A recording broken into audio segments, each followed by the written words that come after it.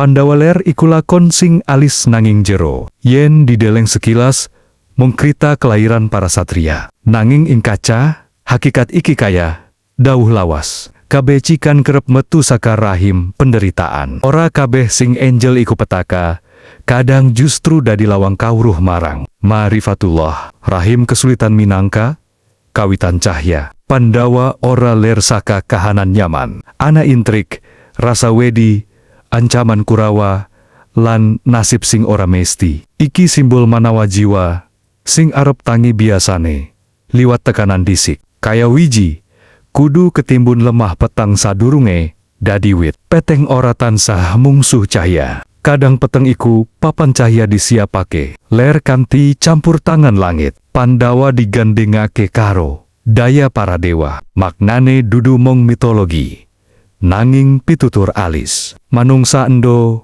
unsur bumi lan unsur langit sekaligus. Nalika wong mung nuruti bumi naluri kasar, urip dadi abot. Nanging yen eling unsur langit, welas, jujur, sabar, batin dadi luwih jembar. Ma'rifatullah wiwit katon nalika wong sadar yen asal ora mung saka lemah, nanging uga saka nafas ilahi. 5 Pandawa minangka struktur batin. Kelairan Leme-Laimen bisa diwaca kaya pondasi jiwa sing sehat. Yudhistira, kejujuran. Tanpa iki, perjalanan spiritual gampang melenceng. Bima, kekuatan tekad, sebab ngerti kebenaran we ora cukup tanpa keberanian lakoni. Arjuna, kejernihan lan fokus. Ati kudu kaya panah, ora buyar dening godaan. Nakula Sadewa, keseimbangan. Lahir lan batin kudu rukun. Iki nuduhake yen pencerahan ora dibangun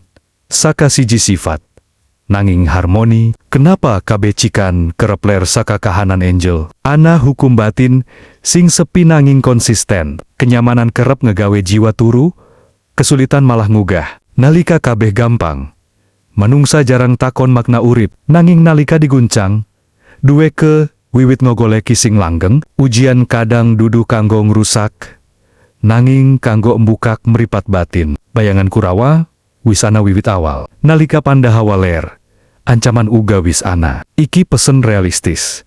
Ing saben kelairan kabecikan, mesti ana bayangan sing nyoba nutupi. Nanging cahya ora perlu perang, supaya dadi cahya cukup tetep murup. Hakikat Ma'rifatullah saka lakon iki. Pandawa ler iku lambang tuha, kesadaran anyar ing injero manungsa. Ora langsung sampurna, nanging wis ana arah. Ma'rifat ora tiba saka langit kaya kilat. Asring diwiwiti saka rasa sempit, kebingungan, utawa pengalaman sing mecah kesombongan. Lan ana pangerten sing ayem banget. Gusti kerep nandur cahya, justru ing lemah sing digembur dening tangis. Mulai yen urip, tau ngawa menyang fase angel. Bisa we kui dudu tanda ditinggal, nanging tanda lagi disiape dari luwi jero. Pandawa ler kaya ngelingak. Saben jiwa endo potensi satria, nanging satria ora ler saka kasur. Empuk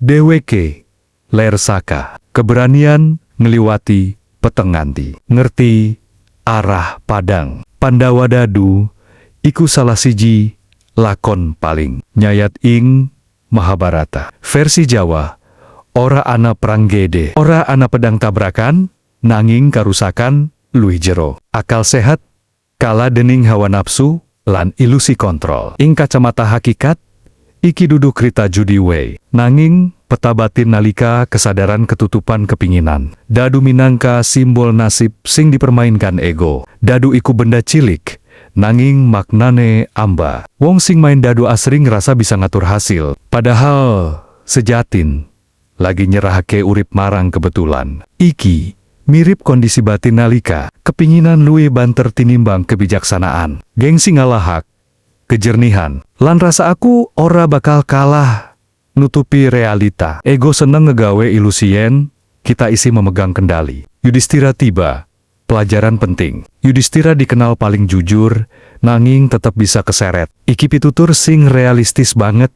Kabecikan ora ngegawe wong kebal saka godaan. Kadang jebakan paling halus ora katon kaya dosa, nanging kaya permainan biasa. ing jalur ma'rifat. Kejatuhan ora mesti tanda pungkasan, kadang malah dadi wiwitan kesadaran anyar. Amarga kesombongan wis retak, sengkuni. Kecerdikan tanpa nurani. Sengkuni ora menang nganggo otot, nanging manipulasi, iki lambang pikiran licik sing ana ing saben manungsa. Rasionalisasi kanggo benerake kesalahan. Suara iki alus banget, biasane muni kaya, mong sepisan, ora apa-apa. Kabeh wong uga ngono, lan tanpa kerasa jiwa wis lungguh ing meja judi. Drupadi ditarik menyang arena. Nalika Drupadi dadi taruhan, maknane ora mung penghinaan wanita. Ing lapisan batin, Drupadi iku simbol martabat lan kesucian hati. Nalika hawa nafsu menang, sing pertama kerap dikorbanke, yaiku harga diri spiritual. Nanging, ana adegan penting. Kain Drupadi ora entek.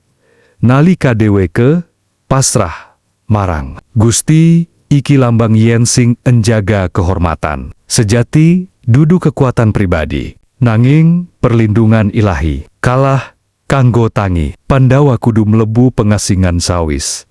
Kekalahan yen diwaca nganggo rasa. Pengasingan iku fase kontemplasi, wektu kanggo ngerti kesalahan lan mateng. Ana hukum batin sing unik. Wong kerep luwih cedak marang kawruh sejati sawis, rubuh tinimbang sawis, menang, ambruk bisa ngerontokak rasa gumet, lan saka kono lahir kerendahan hati.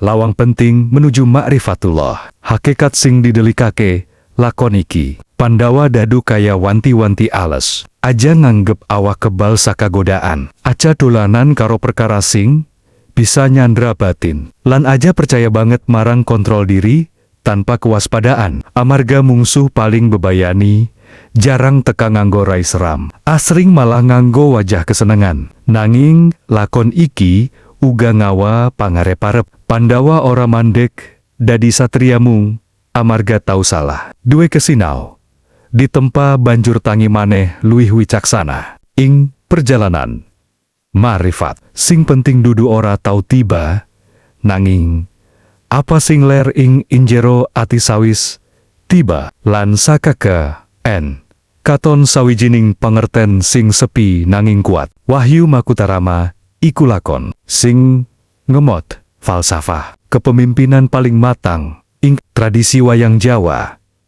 Makuta teges mahkota, nanging ing hakikat ora mong lambang kekuasaan, iki simbol tanggung jawab batin. Ora kabeh sing lungguh ing dampar iku raja sejati. Raja sejati iku wong sing wis menang marang awake diu. Wahyu ora bisa direbut. Wahyu ing jagat wayang ora aiso dicolong utawa dipaksa. Duweke milih sing pantes. Iki pitutur alis. Kepemimpinan sejati dudu ambisi, nanging amanah. Akeh wong kepengin dadi dhuwur, nanging ora kabeh siap nanggung bobot. Makuta iku ora enteng, sing ora kuat batin, malah bisa ketindes. Makuta, kesadaran sing mapan. Ing tafsir hakikat, makuta iku lambang batin sing wis tertata. Ora dikendaleni amarah, ora mabuk pujian, ora ambruk amarga celaan. Kaya gunung, kena angin ora pindah. Ma'rifatullah wiwit sumunar nalika wong ora maneh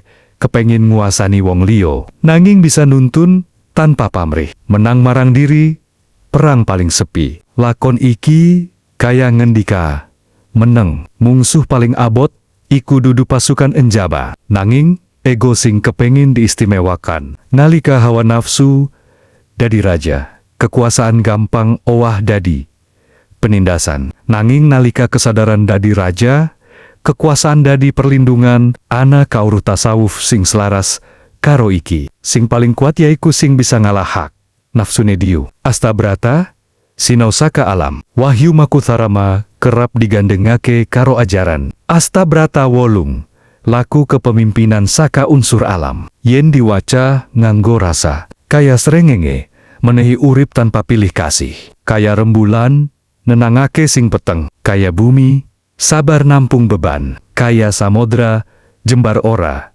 gampang keruh. Kaya angin ana ing endi-endi tanpa pamer. Kaya geni tegas nalika perlu. Kaya langit, luas, ora sempit pikirane. Kaya lintang, dadi arah nalika wong kesasar. Alam ora tau ngumumake kebesarane.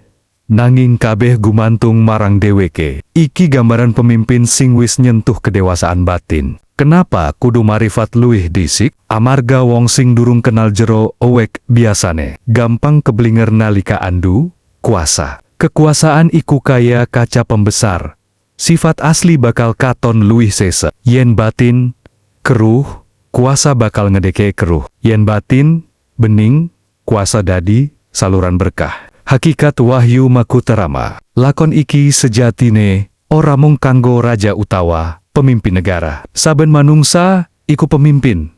Paling ora pemimpin kanggo pikirane, imozin, lan tindakane. Makuta paling pertama sing kudu dipanggul yaiku tanggung jawab marang diri. Nalika wong wis bisa nuntun awake, ora gampang keseret emosi. Ora dadi budak kepinginan. Lan eling asal lan tujuan urip. Ing kono cahya marifatullah wiwit kerasa, ora rame, nanging mantep. Lan ana bisikan kauru lawas sing ngendap ing lakon iki. Sadurunge kepengin mimpin donya, sinawa lungguh tenang ing dampar batin mudiu. Sebab saka dampar batin sing tentram. Kawicaksanan mili tanpa kudu digembar-gemborake. Bale sigala-gala iku lakon babagan jebakan alus sing dibangun kanggo numpes Pandawa. Bel istana katon endah nanging sejatin digawe saka bahan gampang kobong. Iki simbol klasik, ora kabeh sing katon apik iku aman. Ing hakikat mahrifat lakon iki kaya pangeling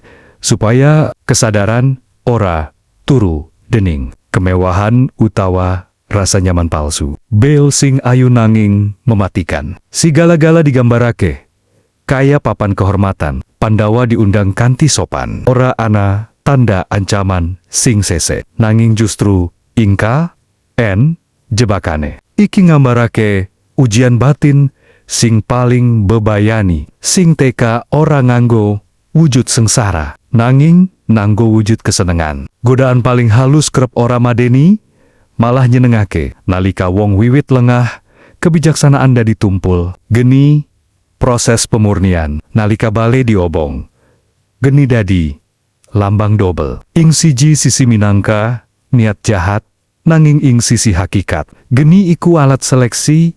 Sing waspada bakal golek dalan metu, sing turu bakal kejebak. Ing tasawuf ana rasa sing ceda. Ujian iku kaya geni tukang emas, ora kanggo ngerusak emas, nanging kanggo nuduhake endi emas lan endi mung logam biasa. Terowongan rahasia dalan batin. Pandawa slamet amarga ana dalan ngisor lemah. Iki simbol menarik banget. Kadang keselamatan ora teka saka kekuatan lahir, nanging saka kewaspadaan, intuisi, lan pitulungan sing ora rame. Terowongan bisa diwaca minangka jalan batin, jalur sepi sing mung katon dening wong sing eling. Nalika kabeh lawang enjaba ketutup, lawang enjero asring kebuka. Wong bener kok tetep diuji. Iki pitakon lawas sing wis ngancani manungsa atusan taun. Lakon iki menehi jawaban alus. Kabecikan ora ngegawe urip bebas cobaan, malah asring ngegawe jiwa luwih ditempa supaya kuat. Tanpa ujian, kesadaran gampang dadi rapuh. Ana hukum spiritual sing rada paradoks. Angin kenceng justru ngegawe oyot wit saya jero. Bel sigala-gala minangka cermin urip. Saben wong mesti tau melebu bale diu posisi sing katon aman, hubungan sing dirasa tulus, keberhasilan sing ngegawe lengah. Ora kabeh jebakan digawe mungsuh. Kadang jebakan lahir saka rasa terlalu percaya. Marifatullah ora ateges urip tanpa bahaya, nanging mata batin sing luwih tangi. Hakikat sing disimpen lakon iki. Wayang kaya bisik pelan. Aja nganti kagunganmu ngegawe kowe turu. Aja nganti kenyamanan mateni kewaspadaan. Pandawa ora slamet amarga paling kuat, nanging amarga ora ilang kesadaran ing tengah krisis. Lan ana pangerten sing ayem nanging tegas. Gusti ora janji dalan tanpa geni, nanging kerep maringi dalan metu kanggo sing tetep eling. Bel sigala-gala pungkasane ngelingake yen perjalanan menuju Marifatullah iku dudu mlaku ing taman tanpa duri. Iki luwih mirip lelampahan wengi nganggo obor cilik sing enjaga dudu gedene cahya, nanging kesetiaan supaya ora dipateni angin.